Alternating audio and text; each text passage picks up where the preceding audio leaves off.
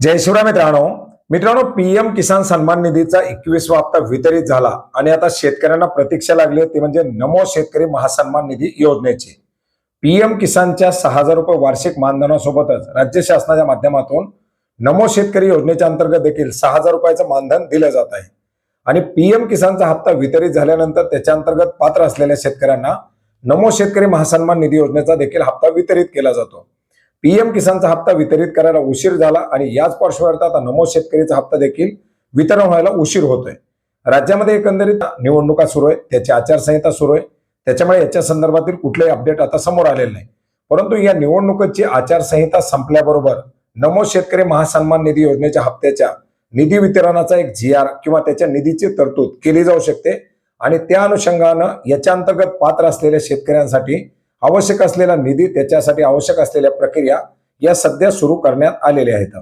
मित्रांनो, पीएम किसान सन्मान निधी योजनेच्या अंतर्गत पात्र असलेले लाभार्थी हे नमो शेतकरी महासन्मान निधी योजनेअंतर्गत पात्र केले जातात आणि त्याच लाभार्थ्यांना नमो शेतकरी महासन्मान निधी योजनेअंतर्गत हप्त्याचं वितरण केलं जातं.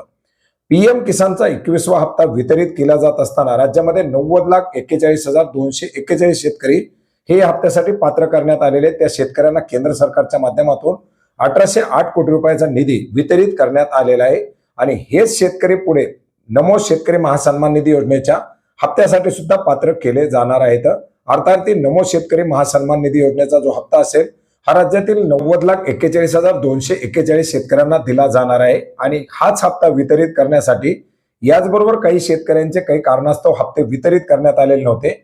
अशा शेतकऱ्यांचे थकीत असलेले काही हप्ते वितरित करण्यासाठी राज्य शासनाकडून साधारणपणे 1,850 ते 1,900 कोटी रुपयाच्या निधीची तरतूद केली जाऊ शकते. यापूर्वी सुद्धा आपण सांगितलं होतं की 8 डिसेंबर पासून हे हिवाळी अधिवेशन सुरू होते आणि या अधिवेशनामध्ये काही पुरवण्या मागण्या सादर केल्या जाणार आहेत. 8 डिसेंबरला सादर केलेल्या पुरवण्या मागण्या या 9 डिसेंबर पासून मंजूर व्हायला सुरू होतील आणि याच्यामध्येच या महत्वाच्या अशा मागण्यामध्ये एक मागणी असू शकते, ती म्हणजे नमो शेतकरी महासन्मान निधी योजनेच्या हप्त्याच्या साठी आवश्यक असलेल्या निधीची. आणि या पुरवणी मागणीच्या माध्यमातून या विभागाच्या माध्यमातून या निधीची मागणी केली जाऊ शकते आणि मागणी मंजूर झाल्यानंतर वित्त विभागाच्या माध्यमातून याला मंजुरी दिल्यानंतर साधारणपणे 1,850 ते 1,900 कोटी रुपयाचा निधी या हप्त्याच्या वितरणासाठी मंजूर केला जाऊ शकतो. मित्रांनो, याच्या संदर्भात 8-9 तारखेला काही अपडेट समोर येतील आणि त्याच्यानंतरच पुढील निवडणुकीची आचारसंहिता लागण्यापूर्वी या हप्त्याच्या वितरणासाठीचा एक GR निर्गमित केला जाऊ शकतो.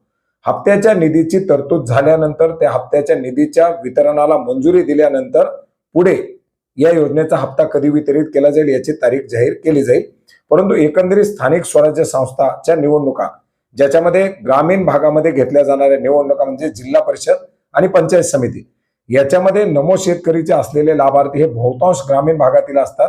त्याच्यामुळे या ग्रामीण भागातील निवडणुकीच्या पार्श्वभूमीवर हप्ता 100% वितरित केला जाऊ शकतो आणि त्याच्या संदर्भातील जे काही अपडेट येतील ते अपडेट आपण 9 तारखेला किंवा 10 डिसेंबरला एक वेळेस नक्की घेऊ. परंतु 7व्या हप्त्यासाठी पात्र असलेले जे लाभार्थी आहेत याच्यामधून जवळजवळ 2,48,062 लाभार्थी हे मात्र या हप्त्यापासून वंचित राहणार आहेत, कारण त्या लाभार्थ्यांना अर्थार्थी अपात्र करण्यात आलेले. तर याच्या संदर्भातील जे काही पुढचे अपडेट येतील ते पुढचे अपडेट घेऊयात. तोपर्यंत या हप्ता येण्याची आपण वाट पाहू शकतो, नवीन अपडेटची वाट पाहू शकतो. धन्यवाद.